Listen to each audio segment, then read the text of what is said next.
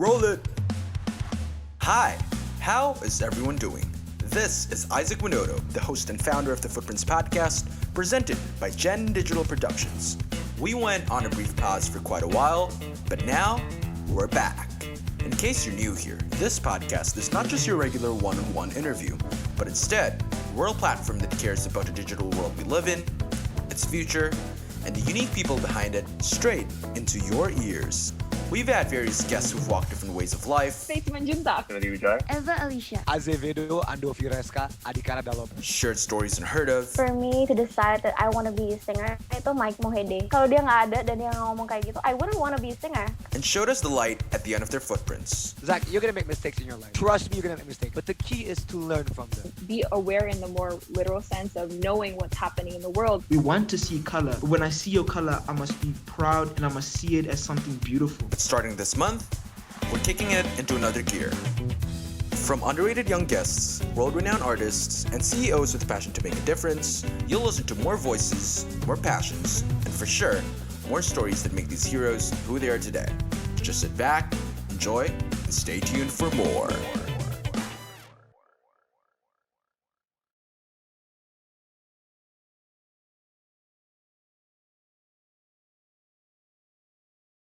All right, welcome back to another episode of the Footprints podcast. My name is Isaac Winoto, your host, and we will explore the footprints of today's heroes and tomorrow's leaders today. Before we start, today's conversation is available on both Spotify and YouTube, so wherever you find your podcasts, be sure to listen to them. My guest today is LA born, Jakarta raised, a Northwestern Wildcat, and the author of her first ever contemporary fiction novel, Dia Beraroma Kunyit. Or in English, She Smells of Turmeric. What's up, Natasha? Hi, Isaac. I'm good. How are you? It's great. It's great. We are currently in the middle of summer break, so it's at least good to have some sort of break from, all the Zoom fatigue and everything. And you're still in Jakarta right now, right? Hoping to come back to campus, on the fall? Yes, I'm definitely going back in the fall. I've been here for way too long. That's Since great. last That's great. year. Yeah. Right. All right. So before we start, I know this is something that you've done as well in another podcast, but we want to do some, rapid fire answers, right? So I'm gonna ask you some finish the sentence questions. Okay. You ready? Are you up for the challenge? Sure. Sounds good. All right then. All right. So my first question is: a TV show that makes you cry is. That was not rapid fire. I know that was supposed to be rapid fire, but I It's can't all think good. of any. Okay, the last TV show, I can't cry in TV shows. I'm really bad at it. The last TV show that made me cry was The Vampire Diaries. It was a couple years ago, and it was this one scene where one of the characters' mothers died, and I bawled. It was really sad because the way they presented it was really sad. Got it. The Vampire Diaries. Next one. That's so bad.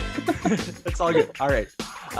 Let's just blame the internet connection. But anyway, Indonesia is. Diverse. That's awesome. The person who makes me smile the most is. Does it have to be a person? It can be a dog. Yeah, sure. Okay, person would be my mom. Okay. Dog. I have 5 dogs. I can't discriminate. So you can't pick a favorite.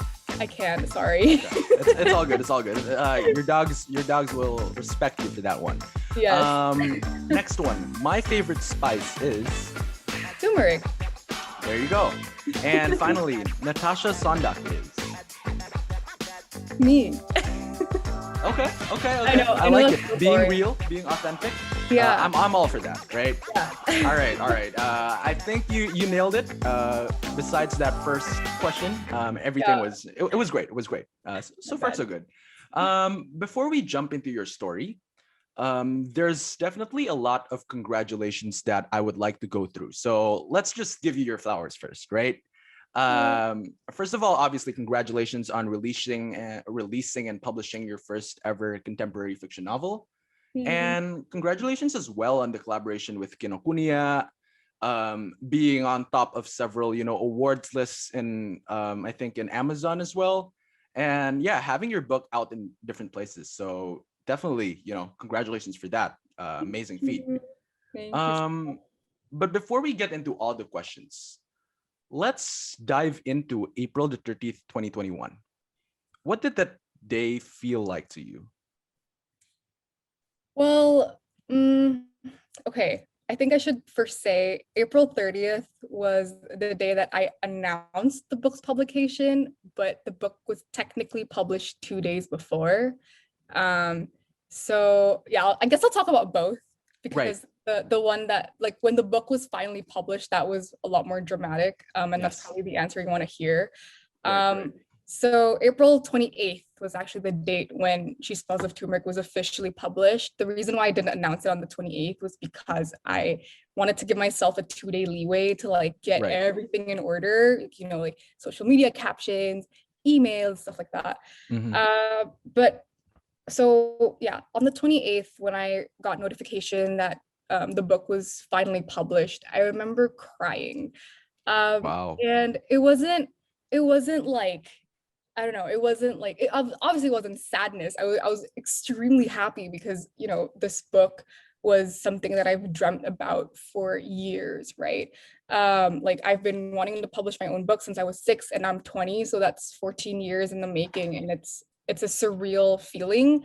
So it was a lot of joy, but what I wasn't anticipating was also a mix of, you know, anxiety and relief. Like Right. I was relieved in the sense that, you know, at the time, you know, April 30th was, or like, yeah, just that week, we were close to having midterms, and this was the first quarter in, you know, the whole academic year that I've taken a full load of classes. Right. So I was kind of relieved, like, oh, thank God I have like a big burden off my back. Like I can focus on other things now, but I was proven wrong really quickly because the book, I had other stuff to do in terms of marketing and other things for She Smells of Turmeric. Yeah. So that was relief.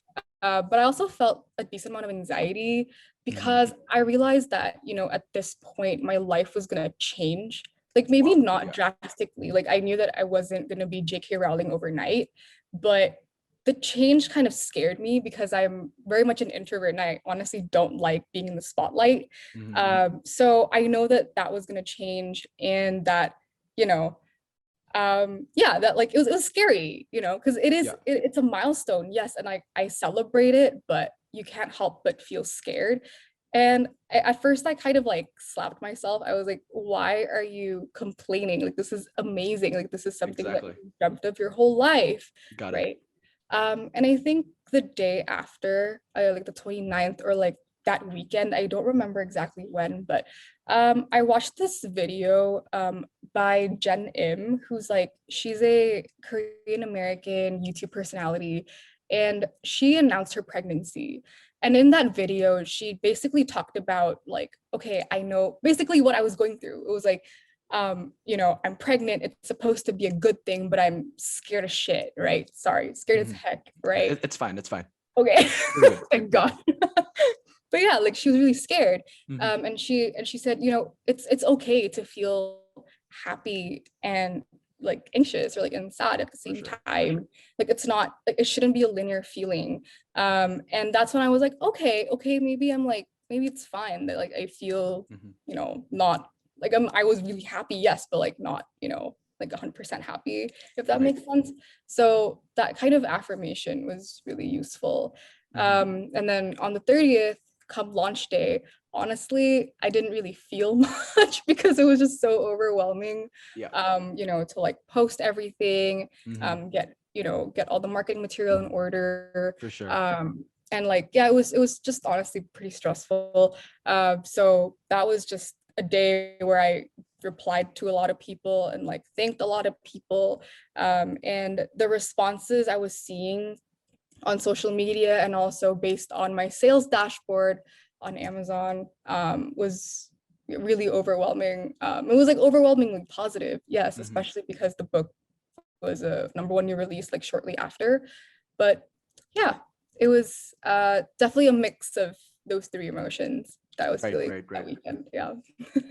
I think that your experiences are relevant to all creators, right? So like, you know, if a YouTuber starts, you know, just releasing that publish, just clicking that publish button on YouTube, when that video is out, then they start feeling anxious, like, oh shit, how is this gonna Yeah. go? Like, am I gonna get all the views? Are people gonna like it? And for everyone, like it's like probably TV, personalities.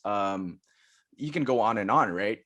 But what I think is interesting is that for April 28th to happen, or just that week in general, there was definitely a lot of planning and sacrifice, right?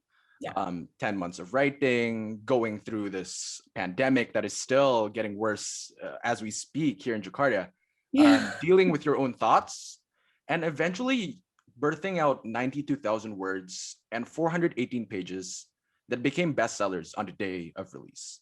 It was definitely not an easy process. So talk to me about what motivated you to write this novel in the first place and sort of what kept you going.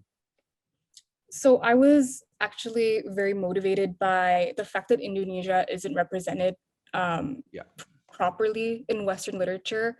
Like as a kid, I traveled to the US pretty often because like I was born in the US. So and we have family there. So like we went back at least twice a year for throughout my elementary and like high school years. So that's like 12 years. That's a very long time, right?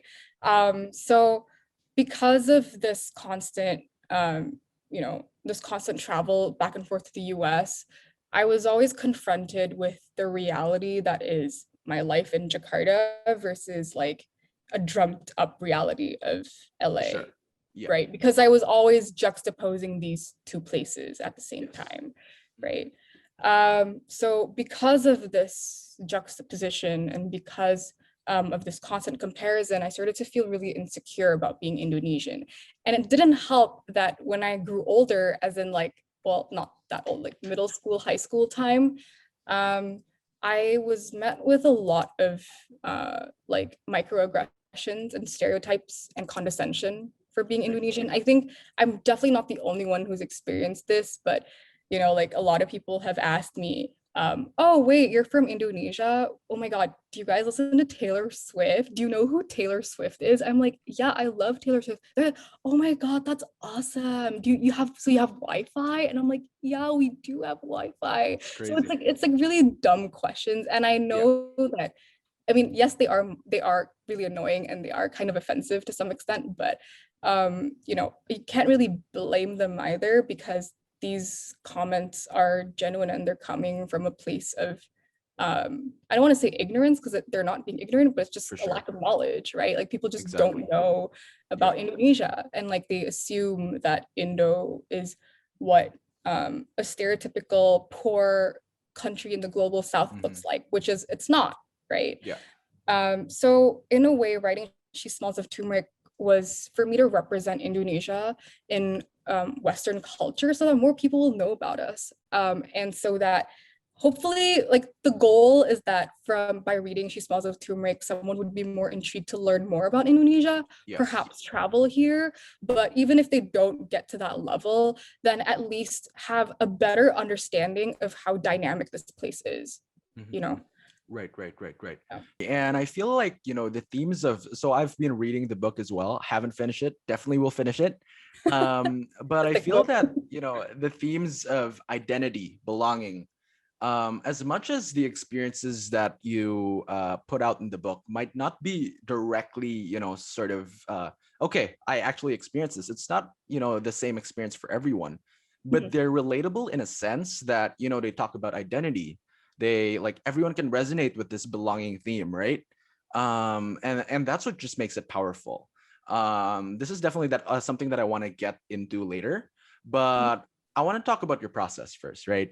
So as much as developing the characters, the plot, I remember you talking about your sticky notes as well, right? Yes. That was as much of a difficult journey I would imagine. But what I love is that it started with a lot of detailed research from interviews, car rides around Jakarta, and the thing that you attached at the back of your book, those photographs that you took. That wasn't me, by the way. That was a friend. That was your friend, right? Right. It's amazing. So let's start with those interviews. I love how you explored, more of the Indonesian culture and experience through talking with a lot of people, which is something that I'm doing here as well in the podcast. But Was there a story or experience that sort of really hit home with you? Yeah, well, I actually started with research because even though I consider myself like a local, that actually would hinder me from writing from Cecilia's point of view because I would be blinded, right? Like by the differences between Indonesia and America. So the first person I interviewed, and actually this is the interview I relied on most to write the book, was my cousin, because my cousin moved from California to Jakarta when she was 13, I think, like 12 or 13. So she was mature enough to like see the differences and like to have her own opinions about each place, right? So our conversation actually started off by us just talking about the very surface level details, and it's stuff that I guess are like quite standard and like things that I also know myself, but she like expanded on it and it was really helpful. So an example of that would be, like how Indonesia, well, I guess Asian countries in general are more family oriented, they're more like community centric, whereas in the US or like in the West, people are more individualistic, right? So it was these differences that are like, okay, yeah. And then she would kind of break down how specifically. And that was extremely helpful. But the one thing that really struck me was when she mentioned how in her early years in Jakarta, she felt really isolated because her classmates and friends were speaking in colloquial Indo, like, like gua lulu, yeah. like that. Right. Yeah. And she didn't know how to speak Indo well. Like she couldn't, like she could speak Indo, but as you know, the colloquial Indo is very different from like the Indo you study in textbooks, right? So because of that gap, she felt very isolated, very isolated. So she told me like, yeah, maybe if you want to isolate Cecilia further, like this is something that you could use. And I was like, wow. And I remember I had this like eureka moment, right? Because I've never experienced a language barrier that bad because again, like the quote You've been here sort of country, for 12 years in the Jakarta in the Indonesian system. Yeah. Exactly. And like I can speak Indo like relatively well. And like when I go to the US, I only need to speak English, right? So I had this like eureka moment because at that point I was also trying to figure out, okay, well, I don't want to have all the characters be like mono-ethnic, like I don't want all the characters to be like Indonesian Chinese. I want diversity in there. Like I don't want and like I also want to represent the classism that exists in Indonesia, right? Like how do I do that? Like how would Cecilia interact with people who don't know how to speak English, right? Yeah. And this like was just solve the problem because so I decided essentially to make the locals that Cici interacts with. So these are like the maids, the drivers from her Oma's house or like her grandma's house. And I made them speak either no or like very poor English. And this was a very difficult choice. Like I didn't know it at the time, but like I stuck with it. But it was actually very constraining because as someone who's like a native English speaker, having to kind of like shrink my vocabulary down to like a few words and having to use those few words to communicate very powerful things. I don't know if you've gotten to that point yet, but I've seen instances of that. So it's just like, right. It shows very limited vocabulary, but it like I can directly like, okay, that's very relatable for sure. Yeah. I think the hardest part I had about like the whole language barrier part was there was a chapter, it's kind of at the later quarter of the book, like the last quarter of the book, but like I'm not gonna spoil it, but essentially Cecilia has a conversation with the maid at Oma's house and they talk about a topic that is very deep, so it's like how would you communicate a deep topic in English with very limited vocabulary, right? Like it was really difficult. And I remember my mom, when she was reading an early version of the book as a beta reader, she had me change some of the English words that this maid used because she was like, this is too advanced, it's not accurate to how non-English speaking locals would, how they would talk. And like, Like it was a really fun and a very hard exercise, but I think it was very eye-opening because it showed me the struggles that people had and like the frustrations that a lot of immigrants have when they move from a country that is not predominantly English speaking to the Anglosphere, right? And the struggles are a lot more pronounced and like Yeah.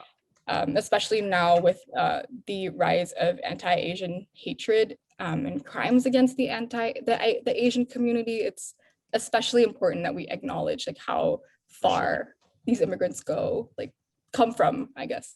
Definitely, Like definitely. how far they've come to like arrive at like the decent amount of success that they have now.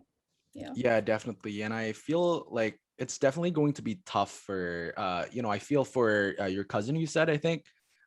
Because I would imagine her experience to be, okay, you come to Indonesia and then, okay, for me to be able to talk with my Indonesian friends and sort of be able to talk, be able to at least communicate with them, I'll learn my bahasa. I'll learn my bahasa Indonesia baku gitu kan. But then you realize that bahasa Indonesia baku yang lu pelajari beda sekali dengan yang diobrolin di misalnya kayak di tongkrongan or like, just just like friend groups, right? So that was definitely something that, I'm really grateful that I am in a position di mana I'm able to speak that bahasa Indonesia, but also grateful to be able to be exposed to, going to a US school and sort of joining several summer camps here and there for me to be able to sharpen my English as well. But in reality, not everyone has the same experiences. So that, makes it tough as well. Very interesting. And that sort of shows me how, just one conversation can sort of give you that eureka moment, right? You mentioned. So that is very eye-opening. Let's go to the photographs now. You talked about photographs, right? And you also, obviously, your friend took pictures of them, put it, in black and white at the end of the book. But photographs that for so long seemed so ordinary to me, you tailored it to have such a special meaning. What are so special about the experiences you went through, just driving around, or actually, I don't know, driving or being driven around in the car, and the stories you learned, during these photo taking experiences? Yeah. So actually I was being driven, but like it was because I needed to like actually have like a camera ready so I could like take pictures and like document stuff, like actually take videos. Definitely don't want to multitask that. Exactly. Like that's not a good idea. Exactly. So I asked my friend to come and like he was the one who drove me. He wasn't the one who took pictures, by the way, because like a different friend. But yeah, it was very interesting because both me and the guy that came with me, we were both from like South Jakarta, and a lot of the places we went to are in like the north and like places that we normally wouldn't go to, especially not during the pandemic. And yeah, it was actually really fun because it was just like it was a very like chill road trip, which was nice to get away from home. And it was also really interesting to see Jakarta in a new light because when you're doing research or like when you're observing things from a different point of view, you tend to take in more detail. So I was able to kind of like notice details that I wouldn't have previously noticed if I just driven through it to go to a restaurant or like on the way to somewhere, right? So the different elements in the city were actually very important to me to capture, especially because these are places that you can't exactly capture with just like a photograph on Google, if that makes sense. So like, for example, a lot of the places we went to weren't actually like places, they're more like roads, because I needed to see how Cece would get from point A to point B and like what she would observe right in that time. And like the chapter that highlights that would, for example, be the third one, where like she arrives in Jakarta, is like taking in Jakarta for the first time, and she's like driving from the airport home, right? So that journey, I needed that like road and like where she was gonna go, what she was gonna observe, like that I needed to see for myself, right? Because I can't, there's no reference photo otherwise. For sure. So yeah, it was really interesting to like notice the different elements that would kind of come into play together and stuff. But the difficult part actually came when I had to start writing, because I had to translate what was happening in a pandemic to what would happen under normal In real circumstances. life, exactly. Yeah. And that's hard because I had to rely a lot on my memory. And, you know, like usually if you're in a car, if you're on like kaya jalan tol, you don't necessarily see like, oh yeah, itu ada di sebelah sini ada tukang becak lagi jalan gitu, like, because you don't notice these things, right? Exactly. So the caveat would have to be like trying to imagine what would happen. Obviously in the book and like She Smells of Turmeric, no one's wearing masks, no one's social distancing, so I had to like use my imagination to put more people in these places. And also having to rely on memory to describe how people will move in these spaces. So an example of that would be like in a cafe, for example, like let's say Bison Cafe, which is in Senopati. I haven't gone there since the pandemic, so I relied on a reference photo that I've taken like last year, 2 years ago, when I last went, and I had to basically rely on memory, right? Like how do people move in between the tables? Like how do they like, you know, like, I don't know, I guess like just typical people movement, because that's important to establish, even if it doesn't make it into the book. Like, so yeah, for definitely. I think your attention to detail and, you know, those descriptive elements, they really sort of breathe life into the book, right? I read chapter 3 already, and I think during your book reading in the Kinokuniya event, you also read a chapter that also sort of described, you know, just like Cecilia going to Senopati and that kind of stuff, which is very interesting. And I think that's one, definitely the dedication that comes into that, you know, going there. Actually, it's different than just like looking at the roads in Google Maps, let's say, and then having to combine that with your previous high school experiences. That's a lot, but really props to you for being able to nail that. And we've for sure, and we've been talking about Cecilia so much that I want to ask how much of Cecilia poetry was actually Natasha Sondakh, right? This is something that I've talked about as well with my team. And then one thing that they said, okay, one powerful statement that Natasha always says is that, you know, the power of a book is that you get an inside look directly into someone's thoughts and feelings, right? So how much of your thoughts and feelings were Cecilia poetry's? Well, I guess to some extent, in every piece of art, the artist always injects their own consciousness and their own self into the characters. That's amazing. Whether it's one character or more, you know, like a part of you will always rest in the art that you create, right? So to some extent, like Cecilia does have elements of me, but so does Faith, so does Grace, so does Oma Shan, you know. So it's like it's all of these people that have somewhat impacted me, or like have said a couple lines to me and like have made impressions on me. Like most of these things made it into the book. And like as you said, right, I definitely couldn't have written the emotions that Cecilia felt throughout the book without feeling them myself. Because like even though because like the things that Cece experienced weren't mine, like I never jogged in SCBD, nor do I plan to anytime soon. Right. but like the fear that she feels of like being in the dark and like being almost chased by a homeless man, like that fear I've experienced, you know. And like I guess okay, I'll tell you like a little example of like how this thing kind of overlaps, because I think it's a lot more interesting if you can see it kind of manifest on like a more foundational level. So this would be the first few pages of the first chapter, and that is the scene where Cece's dad passes away. So yeah, and that's not a spoiler. It's literally in the first sentence. Yeah. So yeah, like the first draft of that specific scene was actually only 2 paragraphs long. And the feedback that I received from my editor was to expand it and make it a bigger part of the story, because it is very significant, like, because her dad's death is very significant to Cece's character throughout the book, right? So okay, so in between writing the first draft and like coming back to it for edits, I had like I think 3 weeks of a gap, which is pretty good. But Right.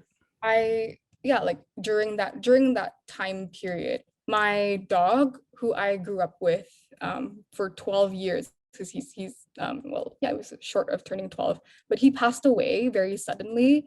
Like he fell sick one day and then 2 days later he passed away. And like until today, we still don't know why he passed away. And his death really impacted me and like on a certain level. I mean, maybe some people might be thinking like, oh my God, like it's just a dog, like calm down. But like, I'm an only child. Like I have step siblings, but I grew up alone. And Leader was always there for me when I had no one to talk to. Like I would literally talk to him and like he would always listen and look at me and stuff. And he even sleeps in my room, right? So his loss was extremely crushing for me. And it was the mere thought of like if someone says, I'm sorry that your dog passed away, I would like cry. It was really bad. And that was me for at least 2 weeks. So that was when I really felt what it meant to lose someone that you love, right? And that's how I felt everything.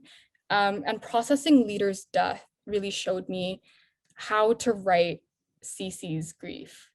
So when it Wow. came time for me to edit the book, like edit She Smells of Turmeric after Leader passed away, I basically translated all that grief and anger and frustration that I felt fresh out of, recently having lost Leader into Cece's story. So the whole section on James's death, was like James is Cece's dad, Yeah. on James's death is literally just me processing the death of Leader, but like obviously Wow. amped up because this is Cece's father, right? Not Cece's dog.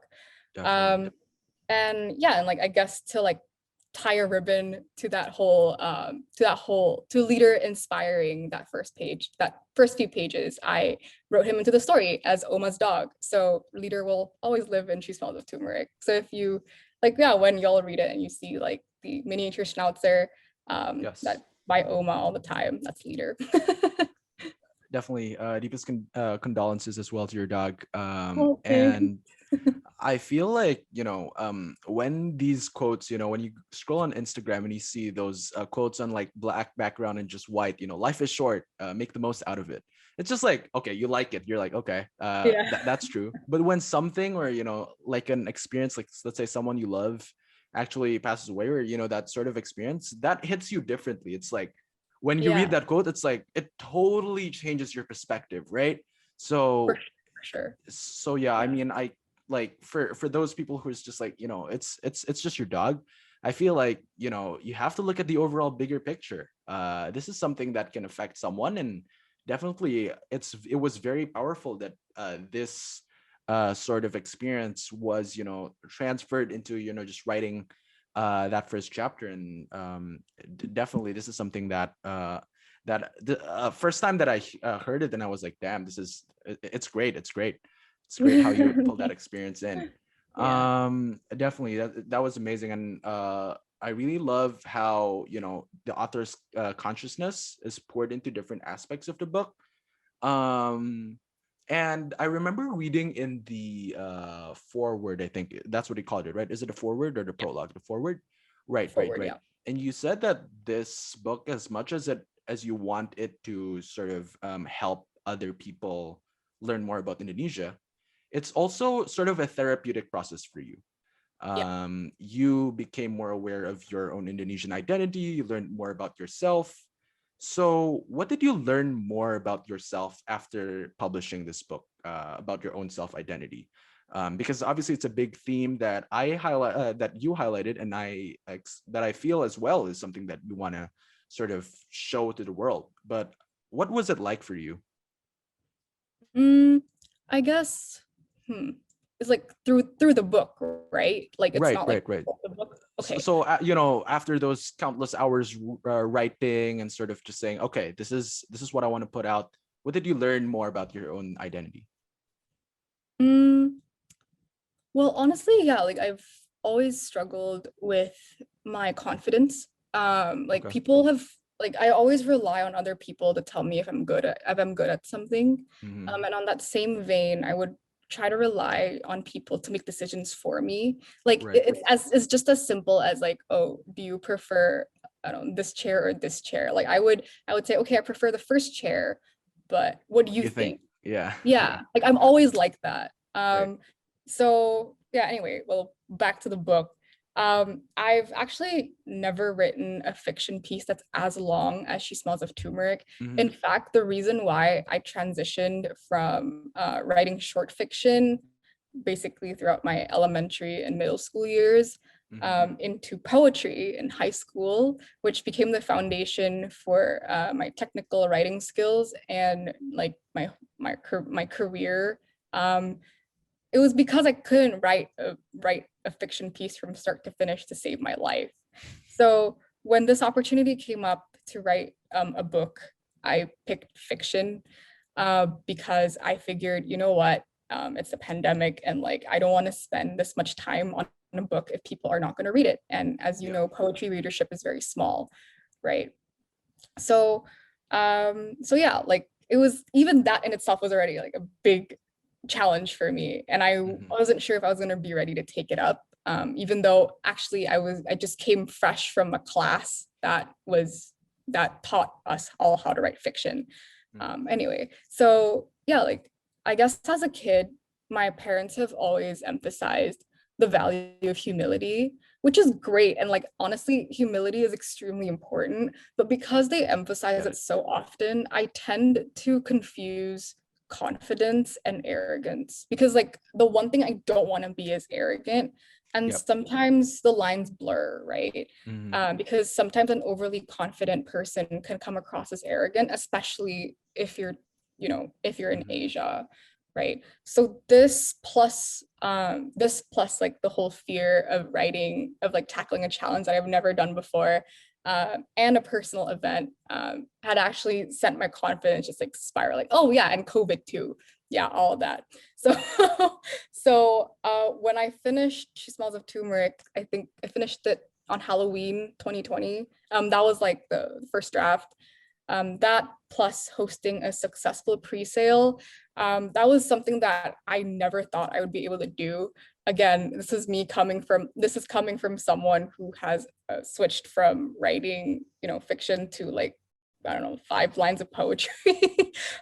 So yeah, it was like, even that, like for me to be able to accomplish that much was like, I was like, what, like how, right? And Mm-hmm. I've actually felt like I felt very confident at that point, because I was like, wow, okay, I can really, like if I want to do something I can, right? And like it the fear of like not being good enough, like the imposter syndrome that Wow. I felt was just like gone. And like I know that this is not the best way to get rid of Mm-hmm. like, the imposter syndrome and all of that, but this did give me a lot of drive to finish the book strong, like during the edits, and market it well, so that more people can access this book and see what is, yeah, and see what it truly is about, like see what Indonesia is about. And like, as you know, the book does also talk a lot about identity, right? Like imposter syndrome and like fitting in and belonging. And like and these are messages that I really want people to hone in. And like, so that plus like this new surge of confidence gave me a lot of motivation to actually like push, right? And I remember, I think it was, yeah, like yesterday, wait, no, sorry, wow, it's been 3 days. Yeah, 3 days ago, you know, Skinny Indonesian released their last video, right? Wow. Yeah. And I think at the end, the message that Kajo said was like, basically, kalau anak Depok yang dulunya apa hidupnya susah, kalau mereka bisa berkarya dan bisa sukses kayak begini, then anyone else can do it too. And I acknowledge that I'm not from Depok. I do come from a privileged background. Tapi maksudnya it's like I still have my own insecurities, I have my own challenges, and the fact that I was able to overcome them means that anyone else can too. So it's like it's kind of this realization and like all the puzzle pieces coming together, even with this book, that made me feel a lot more confident with how I presented myself, which is helpful because especially in this period when we're doing a lot of interviews, and also by the way I like see myself. Does that make sense? I think that's a very powerful thing, and it's something that people should, be okay with. Like you should be okay for loving yourself. Like you shouldn't beat yourself down for being happy with yourself. You know what I mean? And that's something that I feel like a lot of Indonesians are lacking. I love that a lot, and I think I sort of relate to those experiences and those struggles as well. You said it. You said you're an introvert, only child. Yeah, I'm also an only child, and then somewhat I think I'm like in a 55-45 sort of like maybe an ambivert or just skewing a little to the introvert side. But definitely like overthinking, sort of sometimes feeling anxious in different moments. That happens as well, although like wait, remind me, were you a student council president as well? I was, yes. Okay, I was as well. So definitely the same, right? Like as student body president, you have to do a lot of speeches and stuff like that. But sometimes it like after like when you go down the podium or that kind of stuff, it's like you feel like shit, I could have done better. Shit, I messed up, right? There's always that feeling. And going to a top 10 school as well, sometimes we are sort of we look at what everyone is doing and we're like, okay, they're doing so much great things. What am I, right? So I feel and I'm just gonna I'm just gonna open it up here.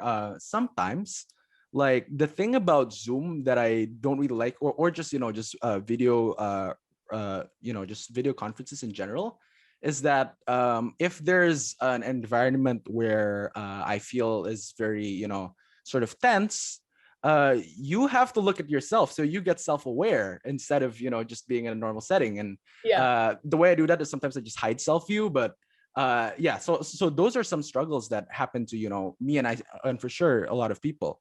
But the thing that I want to get here is I believe that just realizing that you are good enough, realizing that you can do it, it's just amazing. And I really love that you brought Skinny Indonesian up. Shout out Andovi Jovial. But yeah, it's great, man. The seeds that they planted are the seeds that we can look at as as just like beautiful byproducts, right? They've put 10 years into Indonesia's entertainment ecosystem, and they showed us kita aja bisa bikin kayak gini loh. Right? So that sort of sets an example for us, which is really amazing. And I really felt that because like I started watching Skinny.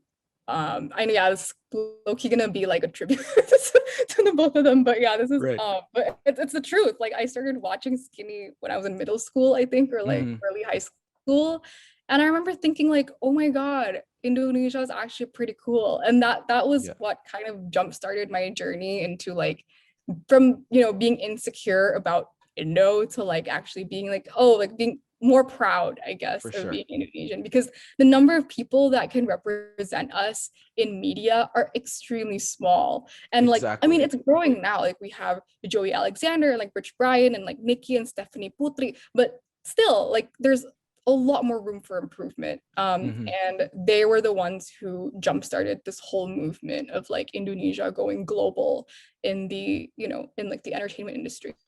So yes. Yeah, definitely. And I also love the fact that they came from like being not known to from being voiceless to having a voice, right? So that sort of makes it even more amazing. I'm glad that this process made you learn more about your self-identity, Just one last question before we get into the draft.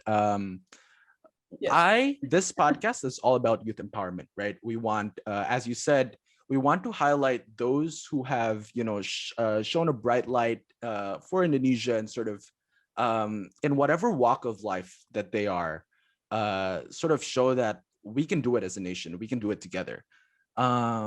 We've seen over the years how countries like Korea, China, they're slowly getting more, global exposure with K-pop, Korean drama. In China, probably, those tech companies, Alibaba, those big, there are, those countries like Korea and China, they've shown advancements in whatever field that is. When will Indonesia be able to make this global breakthrough in your opinion? Well, okay, I think something I should preface is that people forget that that Korea and the Korean entertainment was only able to go global, as in like, the Korean wave in the early 2000s and Right. has grown even bigger today. Mm-hmm. It wasn't an overnight thing. For sure. It was because the South Korean Minister of Culture decided to invest and develop South Korea's media sector after the war. Mhm. I don't remember when exactly, but I remember that that he was the one who like set the grounds for Mhm. entertainment in Korea to like skyrocket, right? So on that same vein, Indonesia's breakthrough will not only depend, it's one of the factors, but it will depend on how many Indonesians are willing to put themselves out there for people to discover us, Right. like as a country, Mhm. but also on the different people who are willing to invest in our media. And these are more like conglomerates, and like Yes. companies and investors who want to gimana ya, memperkembangkan, right, our media sector. Mhm. So like Korean entertainment, like I'm also a consumer of like K-drama and like not so much K-pop, more K-drama. Right. So like I actually used a lot of my reference for She Smells of Turmeric was actually a lot of K-drama. Like not plot-wise, but I used K-drama as an avenue to study characters and plot development, because the way sure. that they develop characters is absolutely amazing, and it's seamless. It's like, I don't know, it's amazing. So while it's an interesting story, I also use it for to learn. But anyway, but yeah, like Korean entertainment, I feel like has a major global breakthrough because like one, they have an insane talent, right? Like you Yeah. see BTS, they're like dancing for 10 minutes straight and they're not even out of breath and they're still singing and they're so crazy. coordinated. It's Mhm. like, okay, hats off. But that talent doesn't come with like grit, like a lot of hard work Yes. that no one Mhm. sees behind the scenes. And this is something that people don't want to do, right? Like even this book, like people say, oh my God, it only took you 10 months. Like, yeah, okay. But like, I also sacrificed a lot in those 10 months. Like I didn't, COVID was one thing, but I also, I didn't meet a lot of people because I had to focus on the book. I had to cancel on like appointments, and like I even had to underload on classes to focus on this book, right? So it's a lot of sacrifice, and it was also 14 years of like hard work and like technical training, right, to get to this point. And the third thing about like why Korea was able to have such a big global breakthrough is because the entertainment agencies have insanely good global marketing campaigns. Who's the ambassador of Tokopedia? It's literally BTS. It's BTS. It's Blackpink. Yeah, it's like how did they even reach here? Like how, right? Exactly. So people like if you're talented, like that's great, but that's not enough. Like you need to people need to know that you're talented. Like that's the whole point of marketing. Yep. Right. Exactly. And like practicing your talent is just as necessary as like getting your name out there, because no one gets good overnight. And that's something that, people kind of forget, I guess. And like something that I always try to tell like people I've like mentored or like people who have spoken to me about writing before is that you should never compare the draft that your first draft with someone else's last draft. this is my last draft. Like, Yeah. and Wow. if you're working on a piece, like whatever piece it is, right? Like you people tend to be overwhelmed because they're like, oh my God, I'm like not as good as Stephen King, but you don't know how many drafts Stephen King went through Exactly. to get to that point, right? Right. So like practice is so important, but so is marketing. And I feel like if Indonesia wants to get to the point where Korea is, well, okay, first of all, it's going to take a very long time because Korea also took like at least 20 years. But you know, it's possible, but we just need to have really good marketing and really good people who want to work hard at it, you know? Right. Right, Yeah. right. Dan kalau misalnya gue bisa simpulin, I think that we have, for me, myself, and sort of getting from your answers, I think we have to start with our values. And I'm going to, gue bakal cantumin dua hal, one value and one quote that I think really resonates with what you say. The first one is gotong royong, something that you've Yes. also talked about as well. Yeah. Gotong royong has to happen from all different sort of entities, right?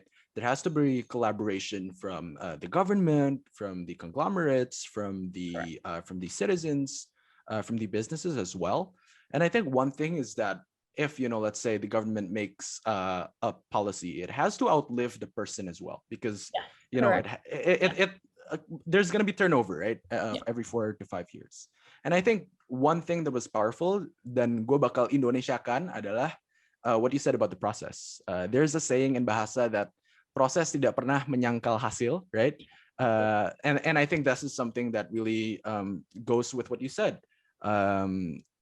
The amount of countless hours, the pain, the sacrifice that goes through a piece.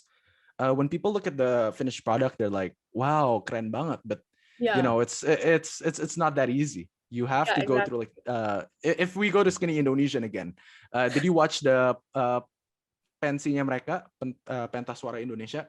So belum ya, but they basically made a like a medley of like 30-40 Indonesian songs that they created into like a Kanye West sort of setting. So it's very interesting. Oh my God, that's awesome. And when I saw the behind the scenes, they did it from October of last year. Yeah. So that's like a lot of like, you have to put time into that. It's not like a 1 week or 2 week thing even.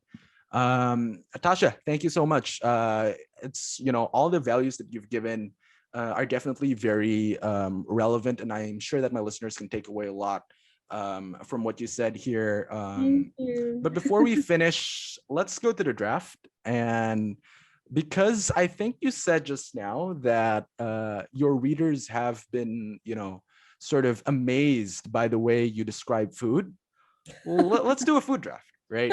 Okay. So top 5 Indonesian foods that so create a menu, or like show me what are the 5 Indonesian foods that you would like to eat directly. Just imagine yourself arriving back home in Jakarta after months in Evanston, and then what are the 5 foods that you want to eat. Just a bit of a context. I am 3-0 in these drafts. The previous episode before this with Piat, I won on a narrow margin, 54-46. So okay. But I'm still undefeated. So there's a lot from your side to be able to give me my first loss. But since you're the guest, you go first, and then I'll go second, and then we'll take turns. Okay. Top 5 foods. Okay. Bakmi ayam. Okay. So that's your first one, bakmi ayam. Great, yeah. Great. All right. So that's your first pick, and why bakmi ayam? I don't know. It's just so good. I can't explain. Exactly. It's just so good. Like right. I stopped eating red meat. But I still eat chicken. Yeah. And yeah, I don't know. I crave it so much from time to time. Like maybe it's because like it's like a staple food. It is. Like, from bakmi GM, bro. Yeah, it's crazy. Yeah.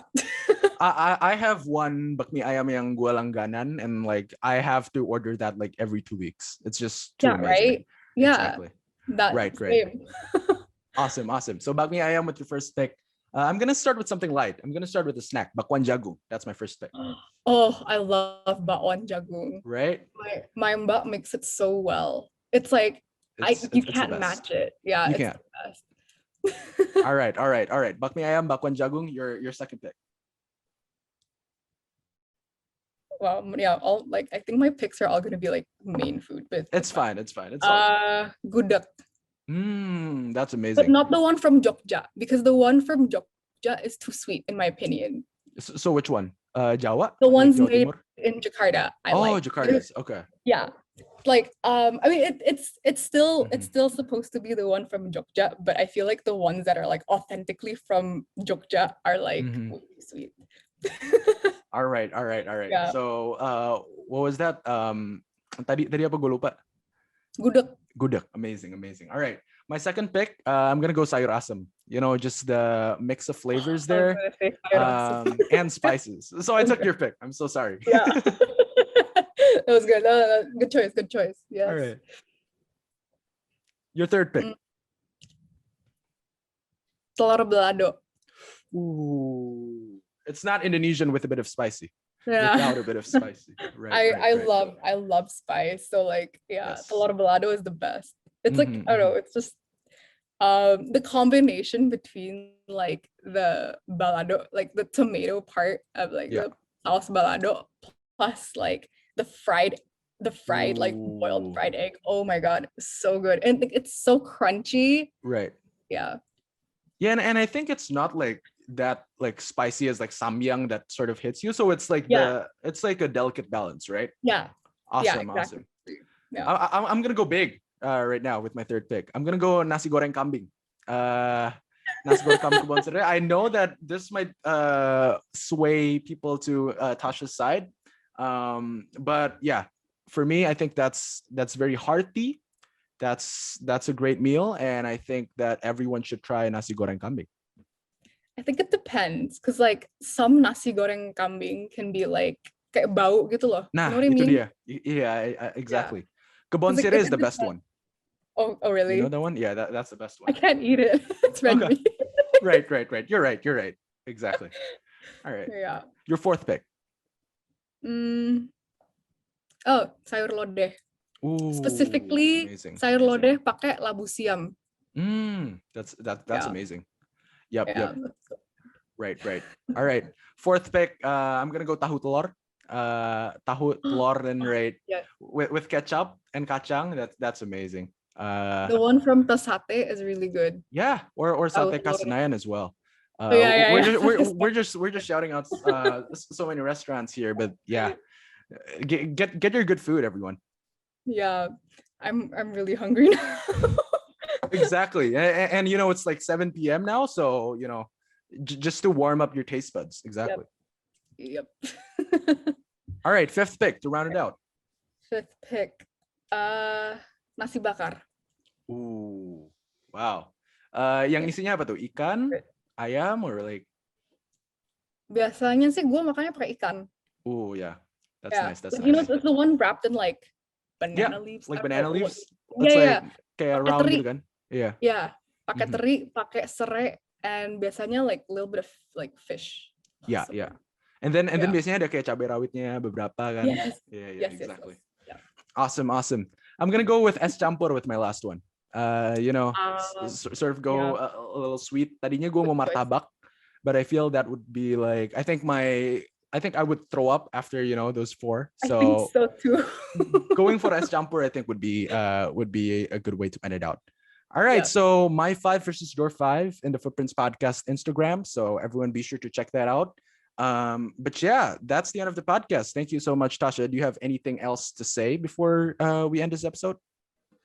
Well, yeah, I just wanted to say thank you, Isaac, for having me on Footprints. For sure. And I guess if people are interested in buying She Smells of Turmeric, you can get it on Amazon, Barnes and Noble, or like in the US, like pretty much any bookstore would have it online.